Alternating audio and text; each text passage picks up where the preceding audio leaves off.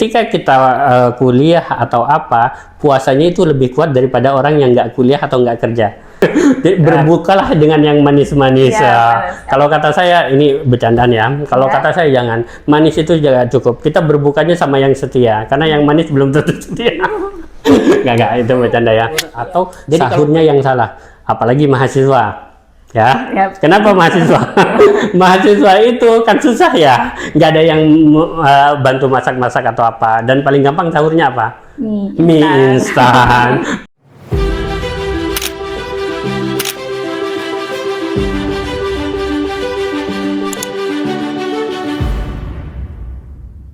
Assalamualaikum warahmatullahi wabarakatuh. Waalaikumsalam. Selamat datang semuanya di YouTube channel podcast Ngoceh ID. Di sini saya Dita Herlina. Di sini juga sudah ada kedatangan tamu yang sangat spesial sekali, yaitu Bapak Dr. Jauharil Wafi. Gimana Bapak kabarnya hari ini? Alhamdulillah sehat. Bagita gimana? Alhamdulillah sehat. Siap, oke. Kegiatannya nih Pak, kayak gimana hari ini? Secara sekilas, saya sekarang udah bukan di pelayanan ya sebenarnya ya. Tapi masih inget lah tentang kedokteran atau apa kayak gitu. Soalnya saya sekarang sedang fokus di manajemen rumah sakit. Dan saya lagi pendidikan juga sambil nyusun tesis juga untuk S2 saya. Jadi sambil nyusun ya saya kerjanya di Sidoarjo sekarang kayak gitu. Jadi bolak-balik. Makanya kemarin ketika dikabarin podcast hari Sabtu saya oke aja. Karena Senin sampai Jumat saya di Sidoarjo, Sabtu Minggu saya di Bangkalan. Sejauh ini itu. Jadi untuk kesibukan hari ini sekilas yang Bapak ceritakan tadi. Sebentar lagi kan masuk ke bulan Ramadan tuh dokter ya. Menurut dokter nih gimana kesehatan tentang bulan Ramadan? Ya, menarik. Kenapa? Karena memang sekarang lagi happening intermittent fasting ya, kayak gitu. Tapi kalau dikaitkan dengan agama, dikaitkan dengan kesehatan, saya lebih fokus atau lebih setuju ke puasa sebenarnya. Kalau puasa nilai ibadahnya dapat, intermittent fastingnya juga dapat. Kayak gitu. Soalnya intermittent fasting itu sangat disayangkan. Kita kan cuma punya dibilangnya punya jembatan jendela makan dari jam 10 sampai jam 5, setelah itu nggak boleh makan. Loh, kenapa nggak kita tuangkan ke dalam segi spiritual juga? Jadi kalau puasa ya puasa aja, puasa itu kita anggap intermittent fasting. Jadi dengan kata lain, di dunia kesehatan, di dunia kedokteran sudah mengakui bahwa puasa itu yang notabene hampir semua agama itu ada puasanya ya, walaupun beda-beda kayak gitu, tapi yang paling mendekati ya agama Islam sebenarnya. Karena apalagi di Indonesia itu puasanya itu 13 jam dan itu sudah terhitung intermittent fasting juga. Makanya kalau di dunia kesehatan itu tidak bisa dibilang kontradiktif antara puasa bikin sakit atau apa, enggak. Dan banyak orang-orang, boleh nggak orang kencing manis, orang darah tinggi, atau orang yang sakit mah puasa? Bisa, yang penting tahu cara puasanya seperti apa. Jadi kesimpulannya kalau dari pertanyaan tadi, ya memang kesehatan dan puasa itu tidak bisa dipisahkan.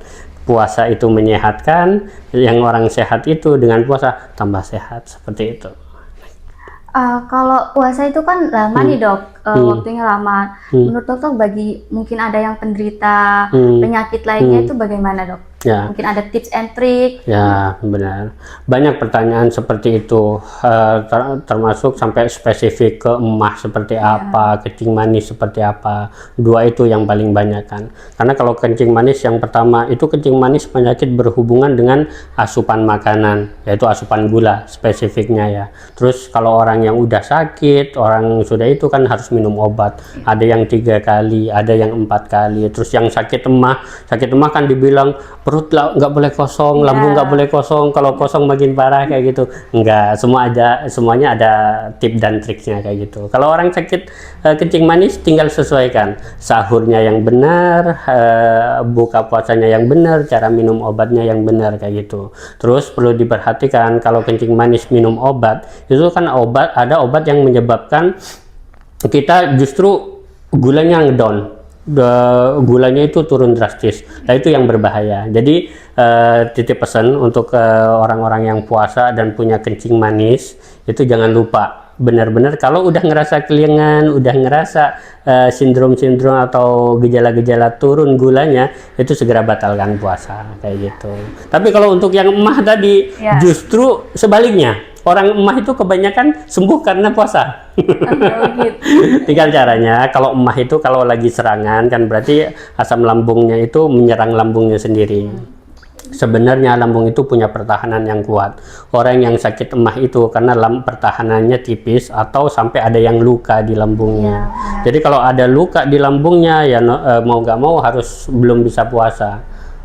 Jadi harus diobatin dulu luka lambungnya sampai sudah tidak terasa sakit, terasa perih, baru bisa puasa kayak gitu. Dan ada obat-obatan khusus yang untuk melindungi lambung dari dalam. Biasanya orang yang sakit emah, punya riwayat emah, ada 2 obat yang diminum. Yang pertama obat untuk mengontrol asam lambungnya, terus yang kedua obat untuk melapisi lambung dari dalam. Biasanya kalau minum obat itu ketika sahur dan puasa, insya Allah puasanya itu lancar, nggak akan ada keluhan emah seperti itu.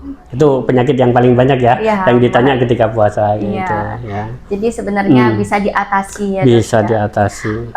Kalau begitu Dok, bulan puasa ini sebenarnya manfaatnya deh untuk orang-orang penderita emah gitu-gitu apa Dok? Atau orang-orang yang biasa aja tidak menderita apapun?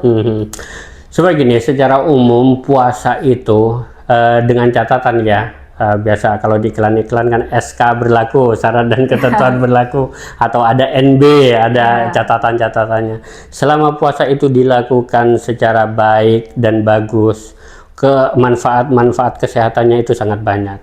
Yang pertama itu mengistirahatkan organ-organ yang capek. Saya menganalogikan puasa itu kalau dalam satu hari kan kita bangun tidur, kerja, istirahat, main. Puasa ini atau bulan Ramadan itu saya analogikan sebagai malam hari saat kita istirahat. Sama, ketika bulan Ramadan kita kan puasa di siang dengan cara yang benar, semua organ yang tadinya capek bekerja terus-terusan itu bisa diistirahatkan, terutama yang sistem-sistem pencernaan. Kalau sistem pencernaannya istirahat, semua sistem-sistem organ tubuh semuanya beristirahat, kerjanya tidak terlalu berat, kita akan melakukan regenerasi sel namanya. Ini bahasa medis ya.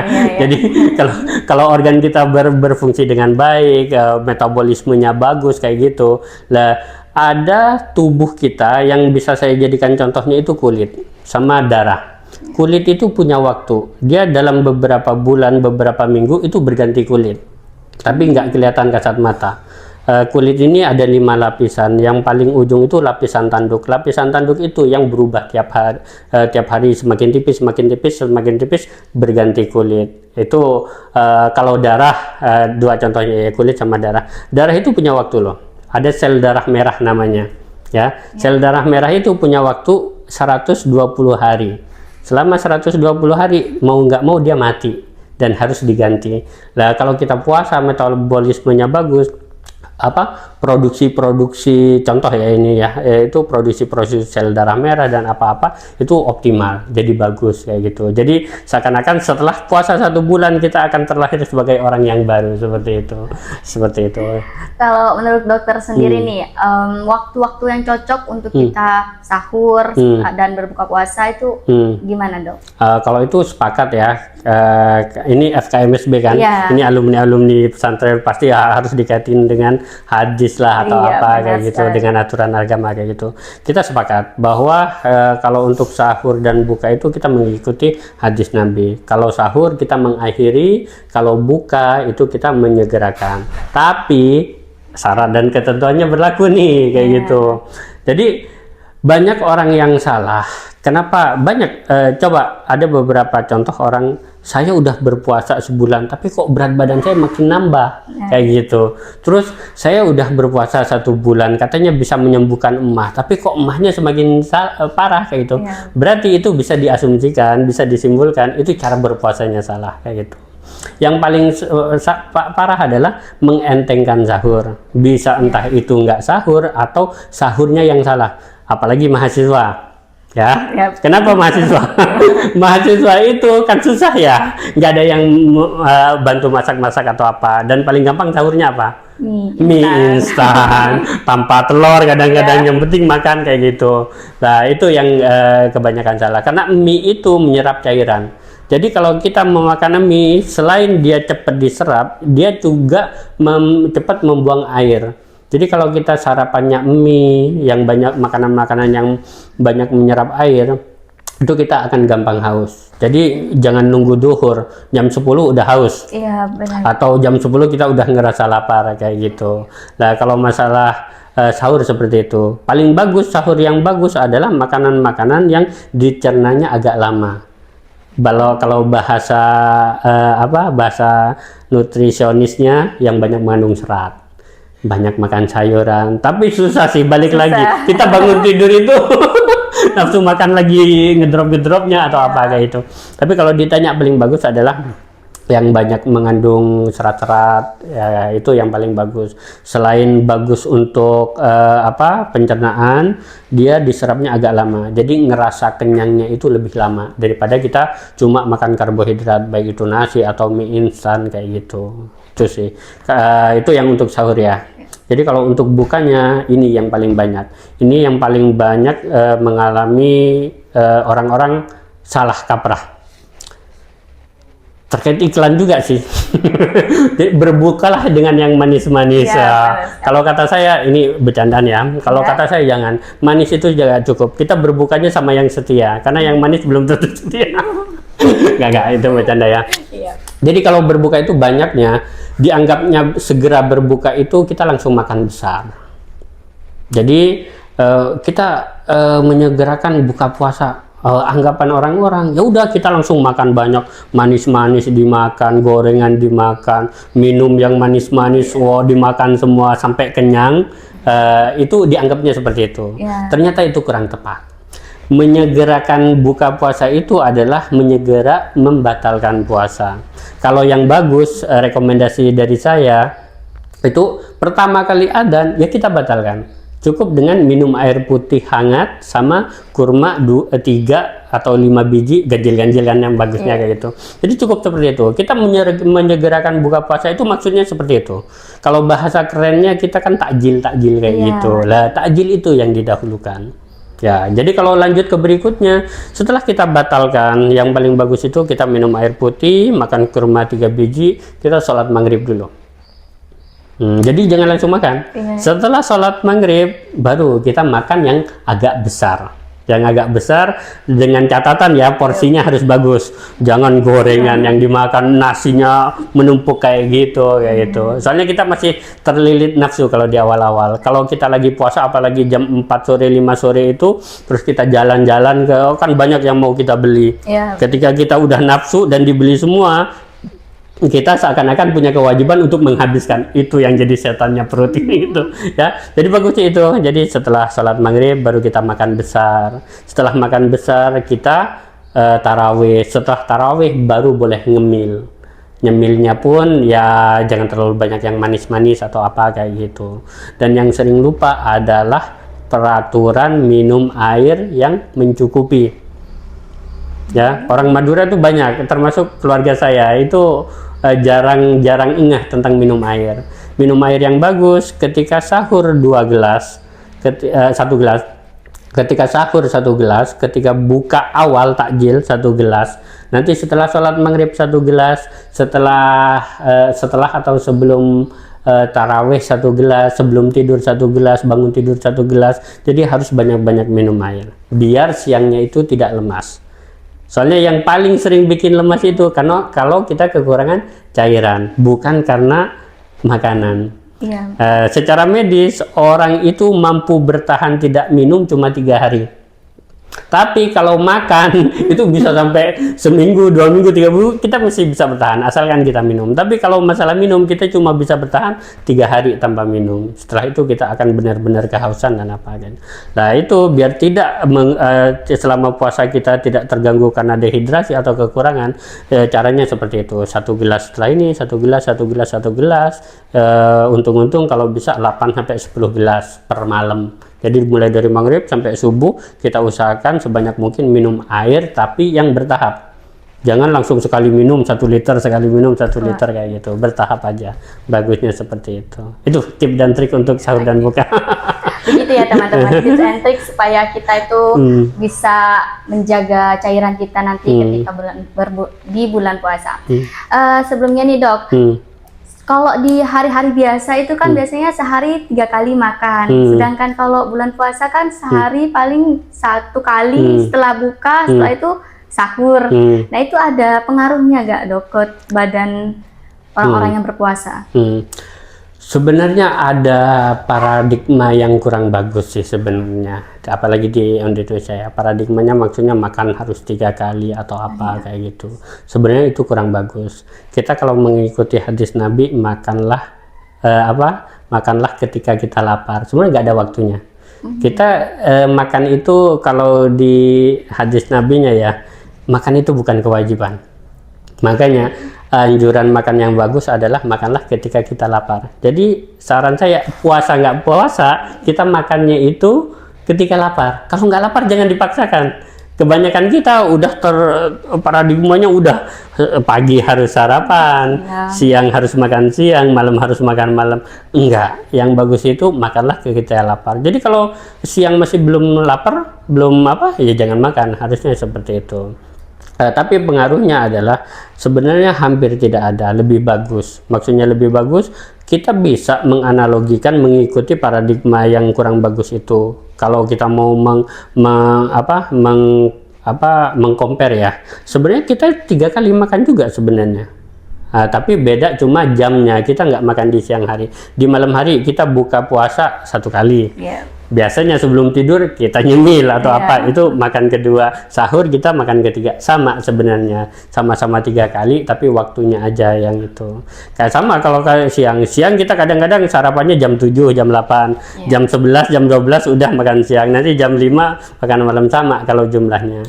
Tapi di puasa ini momen-momen yang kita benar-benar kita refleksi diri, apakah kita mau merestart ulang tubuh kita untuk ke tubuh yang lebih bagus, atau kita malah makin terjerumus kayak tadi karena makannya kalap, manis-manis, iklan-iklan maaf, iklan-iklan sirup udah mulai keluar kayaknya sekarang itu kayak gitu.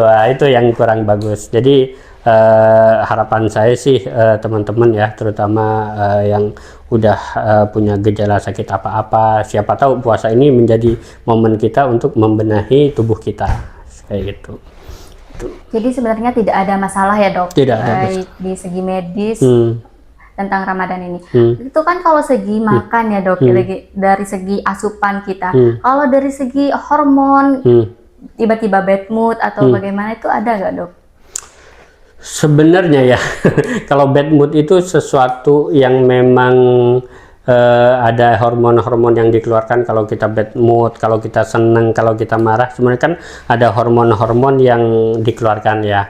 Ada yang endorfin, norepinefrin, ada serotonin. Kita lagi jatuh cinta pun, senang sama orang, itu ada hormon yang dikeluar. Justru momennya itu kalau puasa kita lebih tepat. Bukannya di luar puasa kita boleh marah-marah, boleh ngomong yang jelek-jelek, ngomong-ngomong sembarangan, itu nggak boleh. Tapi ketika puasa, pagernya itu nambah. Kalau di luar puasa kita seakan-akan ya udah cuma norma hukum, norma sosial, norma masyarakat aja. Kita nggak boleh ngomong kasar. Tapi ketika kita puasa, pagernya nambah. Jadi kita harus mikir, kalau kita lagi puasa terus masa kita karena mengikuti bad mood, lagi ada masalah kita ngomong kasar, enggak, karena kita ketambahan pagarnya itu mikir takut puasanya tidak optimal, puasanya takut pahalanya berkurang gara-gara kita mengikuti bad mood kita. Sebenarnya kalau bad mood nggak boleh. Profesional terutama seperti dokter ya, dokter itu kan profesional di bidang jasa, yang ketemu sama pasien, ketemu yang notabene pasiennya itu manusia. Haram hukumnya dokter itu bad moodan, nggak boleh. Masa gara-gara berantem sama anak istri di rumah dibawa-bawa ke pasiennya, itu nggak boleh. Jadi seharusnya ketika puasa itu cuma nambah pagar aja, harusnya lebih bagus sih. Yang biasanya kita ngomong kasar jadinya berkurang kayak gitu. Jadi justru itu jadi latihan kita. Siapa tahu ketika puasa kita bisa nahan amarah, nahan berkata-kata kotor, nahan kita memperlakukan orang tergantung mood kita bisa tahan selama berpuasa. Siapa tahu keturutan nanti ke belakangnya kita udah bisa memprofesionalkan diri. Jadi ketemu orang ya bukan berlandaskan mood kita, jadi orang ketemu kita udah berdasarkan apa kita kayak gitu. Itu sih. Kalau misalnya Oh, gini dok, saya kan seorang mahasiswa nih dok. Mahasiswa itu misalnya lagi puasa di bulan Ramadan, dia itu kan mengerjakan tetap 12 SKS misalnya dari jam 7 pagi sampai jam 5 sore, itu kan stres ya dok ya. Itu nggak ada hubungannya mengenai Ramadan dan kesehatan mungkin dok? Dan tips and triknya juga kalau ada dok. Justru apa ya bagusnya itu, bagusnya ketika kita puasa, kalau terkait aktivitas, jangan sampai aktivitas kita itu berkurang selama puasa. Ya, jadi gini, kembali lagi ke mindset ya. Mindsetnya itu ketika kita puasa, kita udah tahu kita makannya sahur, baru bisa makan di pas buka puasa, pas maghrib nanti. Lah, otak kita nggak akan mikir makan atau lapar ketika kita punya aktivitas. Justru itu nilai plus. Ketika kita kuliah atau apa, puasanya itu lebih kuat daripada orang yang nggak kuliah atau nggak kerja. Kasarnya gini, orang kuliah atau orang kerja sama orang pengangguran pasti lebih kuat puasanya dia, karena dia punya aktivitas sehingga bisa mengalihkan rasa laparnya. Tapi kalau orang pengangguran, dia nggak bikin-bikin, ujung-ujungnya gampang lapar. Bandingkan teman-teman kuliah Senin sampai Sabtu dibandingkan dengan hari Minggu, lebih sering lapar mana? Hari Minggu, apalagi hari Minggunya di rumah kayak gitu kan. Nggak, justru ketika kita puasa itu puasa kita seakan-akan tidak terasa. Kita lebih bisa fokus mengerjakan tugas-tugas. Jadi pesan saya bagi mahasiswa-mahasiswa, ketika momen puasa ini, toh waktu kita untuk istirahat, untuk makan itu sudah berkurang kan, fokus ke tugas kalian. Apalagi Mbak Gita bentar lagi ini mau skripsi kayaknya. Jadi bagus, kalau kita mengerjakan skripsi kita puasa itu lebih cepat selesainya. Pegang ngomong. Oke. Baik dok, banyak sekali yang ternyata salah kaprah ya dok. Saya pikir itu karena banyak tekanan tugas jadinya stres, itu adalah dampak dari puasa juga gitu loh. Mungkin teman-teman yang di sini juga mikirnya sama kayak saya kalau misalnya kalian kuliah teman-teman. Menurut dokter nih, antara kesehatan dengan ibadah ini hubungannya itu gimana sih dok sebenarnya? Itu kebetulan saya lulusan UIN Syarif Hidayatullah ya. Jadi dekan saya itu dulu Prof. M. Tajudin punya cita-cita mulia. Kenapa dia bikin fakultas kedokteran di UIN Syarif Hidayatullah? Kalau nggak salah itu UIN pertama yang mendirikan FK, yaitu di Jakarta ya. Jadi beliau mau menciptakan dokter-dokter muslim yang banyak kayak gitu. Jadi banyak orang banyak yang tersesat ketika memikirkan sains dan teknologi itu malah jauh dari agama. Justru Prof. M. Tajudin itu pengen membuktikan semakin kita paham tentang dunia, semakin paham kita tentang sains, semakin kita paham tentang kesehatan, justru itu adalah alat, tools untuk semakin mendekatkan diri kepada Sang Pencipta kayak gitu. Jadi kalau ditanya apakah puasa ibadah bertentangan dengan kesehatan, enggak. Sejauh saya berprofesi sebagai dokter, saya belum menemukan hal-hal kesehatan yang bertentangan dengan keislaman, ataupun yang bertentangan, misalkan ada obat yang terbuat dari babi, vaksin dari babi kayak gitu. Justru itu menimbulkan semangat kita sebagai dokter muslim untuk menciptakan sesuatu obat yang memang dari hal-hal yang halal, yang diperbolehkan oleh agama, walaupun pertama kali mungkin ditemukan oleh orang-orang yang agamanya tidak sepemahaman dengan Islam, babi masih diperbolehkan atau apa kayak gitu. Jadi itu jadi semangat kita untuk benar-benar melakukan penelitian lebih lanjut. Apakah obat-obat yang tadi yang dari babi bisa disubstitusi? Banyak contohnya. Mungkin kalau yang di dunia kesehatan paham tentang heparin, warfarin atau apa. Heparin itu yang masih mengandung babi ya. Tapi ada obat alternatifnya, warfarin. Itu udah tidak ada pembuatannya, produksinya udah tidak sama sekali menyentuh enzim-enzim babi seperti itu. Jadi agama dan sains terutama kesehatan itu nggak mungkin bertolak belakang, itu sejalan terus sampai saat ini gitu. Kalau begitu nih dok, hubungan antara puasa, mental dan juga kesehatan tuh apa sih dok sebenarnya, hubungan paling eratnya gitu? Ya, kita ambil dari bahasanya, puasa itu kan menahan diri. Menahan diri itu bukan cuma dari makan, minum, tapi menahan diri dari amarah, berkata-kata jelek atau apa. Dan puasa ini adalah ujian kita, cara kita melatih emosi kita.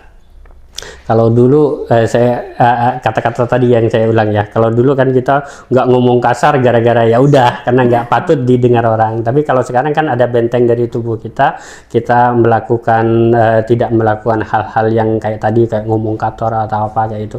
Jadi sebenarnya ketika kita puasa dan menjaga kualitas dari puasa kita, dengan sendirinya secara otomatis melatih kesehatan mental kita.